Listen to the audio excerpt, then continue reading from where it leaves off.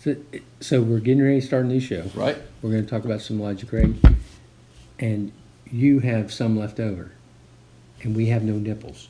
So you need to finish that in a respectful way, not in like, bourbon is not meant. Hey guys, bourbon not meant to be drank in shots. So you need to very graciously savor your palate, right? So that when we get to Elijah Craig, so this is a barrel pick, you're going to get the right palate thing. Don't ruin your palate. Okay.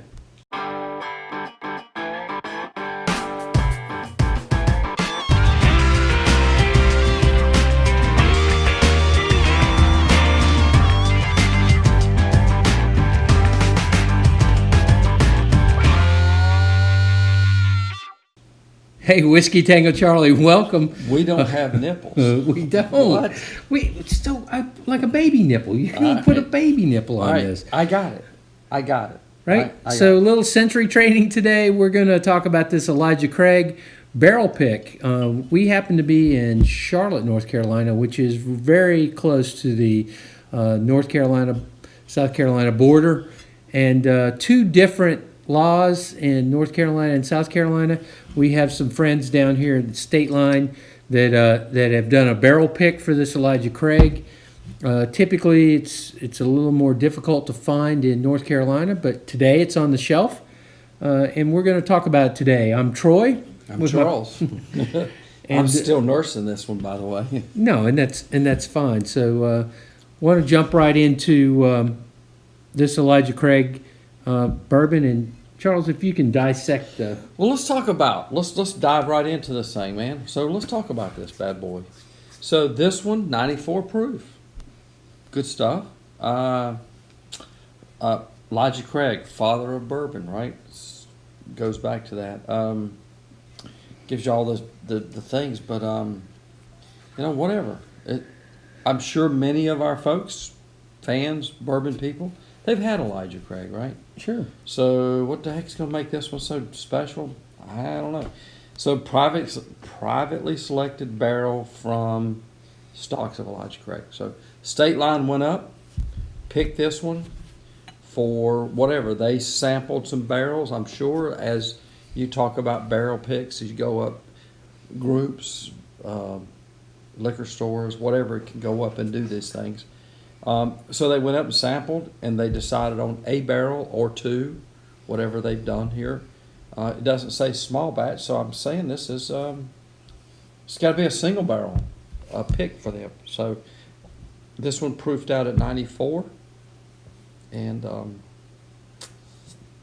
good color. I'm interested to see what we get into that. So yes. So as you can tell, this is kind of been sampled already, right? So if I show it to you, it's been sampled. I have a rule, could be a law, not sure, that you have to sample a bottle before you introduce it to friends, because at the end of the day, if it's bad, you could lose a friend over it. Don't know, could be a law. Well, you don't want to go there, right? You want to make sure. Listen, it's always good to make sure. Look, I think that's a good rule, Troy. Charles, it smells really good. Do good you need a nipple for that? I'm sure you need. Good rule there. I think you want to make sure before you introduce friends to something that you've approved of it, right? From the stave and thieves and the training we do in sensory, your friends, my friends, look to us as, if Charles or Troy, if they're recommending something, this has already been vetted. It's been sort of passed through the palate.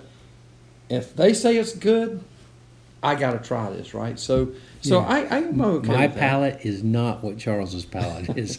And oh, by the way, I'm sure my friends and their palates are not the same either, and that's why we do that sensory type training, right? Well, it's fair, right? Everybody's palate's different, and you know what? And not everybody is ready for. I enjoy very robust, very flavorful, oak forward type thing. other people that's just into just beginning the bourbon journey. They're maybe not quite there, but anyway. Nice. I'm not going to tell you what that was. But that's okay. Just warming up the palate. And you have to, right? So we try to do that. We try to shock the palate before you pour something good like this. Charles, do you have to drink an expensive bourbon? So let's talk about price, right? Price points. Because, look, I'm going to tell you. I just tried a Cooper's. Have you? Cooper's, yes. Right? Price point is outstanding. We need to we probably should bring that up here at a next show or somewhere along the way and talk about that. But listen, folks, there is a misnomer. There's people out there running around crazy that just are going after these names and the brands, and they believe that you must spend triple digits. Let's talk $100 for a bottle of stuff, right? Not that at all. Most people's palates are not ready for very robust bourbons. I mean, from a neat standpoint, they're simply chasing it. And I talk about this all the time. Troy and I, we have this conversations offline, and we sort of banter about this. The secondary markets and stuff. But there's a lot of discussion, and a lot of people, they're chasing the name brands, and you know them all, Pappy and Blanton's and Bourbon Traces. It just blows my head up when I think about this. But there is great bourbons. What I would say, let's just put $40 and under. I mean, much less $20, but let's just put $40 and under price point. There are some great bourbons out there. So there's nothing wrong with it. This Elijah Craig, I'm not even sure you picked this one up. So I did. I've got some friends there at State Line that take care of Whiskey Tango Charlie and State Line. We certainly appreciate what you do for us. Long story short, Jack and Jill, what are they saying? Wow. So I'm getting oaky. Like, what are you getting? Totally different. I'm citrus. Listen, nobody's right, nobody's wrong. There is no wrong answer here, but you know what's nice about bourbon? Citrus. If they use the same scale in high school that they grade bourbon tasting with, I would have got straight A's. There's no doubt. Like, no doubt. Right? So you're getting a citrus. I'm very citrus forward from what I'm nosing here. And that's both Jack and Jill, left and right. So hang on, I'm gonna shut Jill up. Hang on a second, I'm gonna shut Jack up. Yeah, Charles, everybody's different. And you know what? That's what makes this bourbon tasting and sensory training so fun. So if we were wine sommeliers, right, we would do different. I have to memorize this one because I'm telling you, this is what a pleasant nosing this is all around. You don't get any kind of acetone or stringent or none of that. It's a pleasant, and I go back to it now. Now it's even a little bit more in the glass. It's even more floral than oak. I don't get any oak in here from I'm just not getting. You were getting a more oaky. I'm getting more oaky.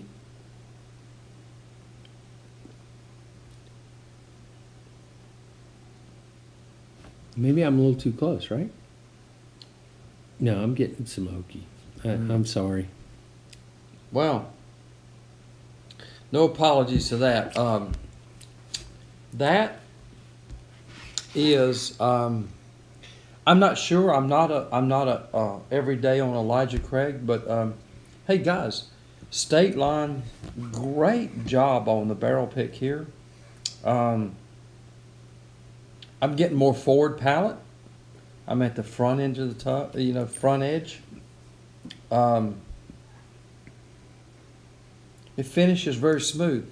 I don't get the hug that I would get from some of the other bourbons, you talk about that Kentucky hug, sort of that burn, sort of that warming.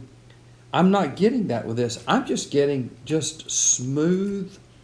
I'm just getting a smooth finish all around. So, Elijah Craig, it's enjoyable for very, me. Very nice. 94 proof. I would say, barrel pick or not, quality. Anything you want to pick on that one. So, if we were proofing it down, right? Oh. So, and I mean, what I mean by proofing it down, so not everybody drinks their bourbon neat. Maybe somebody likes 1 ice cube, 2 ice cubes. So I'm going to do a drop. Charles, do you like a drop? One drop. Try one. I mean, this is a curious experiment. One drop. So what we do is we have this little beaker, right? And if you've ever come to any of our tastings, we have these for people to try different ways of drinking your bourbon. Distilled water. Yep. It doesn't add anything to that. Simply lowering the proof down. And so, really, in all honesty, 94 proof, we're not very high up there anyway. But sometimes the palate and even a drop of water, in some cases, greatly improves it. It opens up the bourbon. Sometimes it destroys it. You never know, right? So everybody drinks their bourbon a little different. Some people like to mix it with, say, ginger ale or some type of soft drink. But then again, some people like it neat or maybe with 1 cube of ice or over ice. Everyone drinks it a little bit differently. So 1 drop. I don't think the nose changed at all.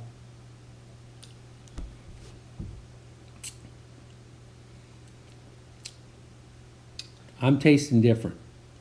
Amazingly, I'll tell you right now, without a doubt, this would be one I believe I would pour right over the rock. Put a big ice cube in it, pour this over.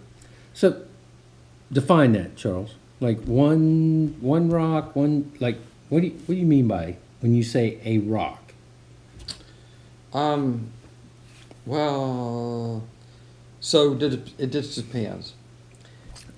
This one, I would take probably a tumbler of what I call the rocks glass. Mm-hmm. And this was probably insane, right, for most people.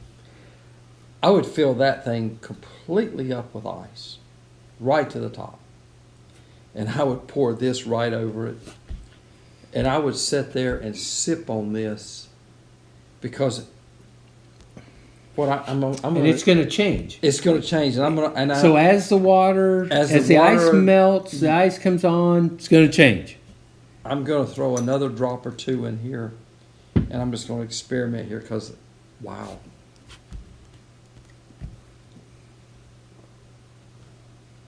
Yes. So, folks, I would tell you, I would take that right there. I would pour it over a rocks glass full of ice and enjoy it for 30 minutes. Just take a sip, set the glass down, let the ice melt a little bit more, take another sip. For 30 minutes, you can sit there and enjoy that bourbon. Wow. Whiskey Tango Charlie, enjoying a little barrel pick of Elijah Craig. We encourage you to follow us on Facebook, Instagram, and YouTube.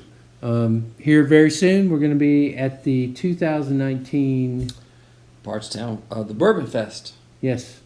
In Bardstown, Kentucky. God, I cannot wait. Cannot wait. Look, if you're in the Charlotte, North Carolina area, please stop by. We'd love to have you on the show. Love to talk to you about some bourbons. We do tastings quite often and love to have you at one. The Bourbon Lifestyles. Cheers, my friend. Cheers.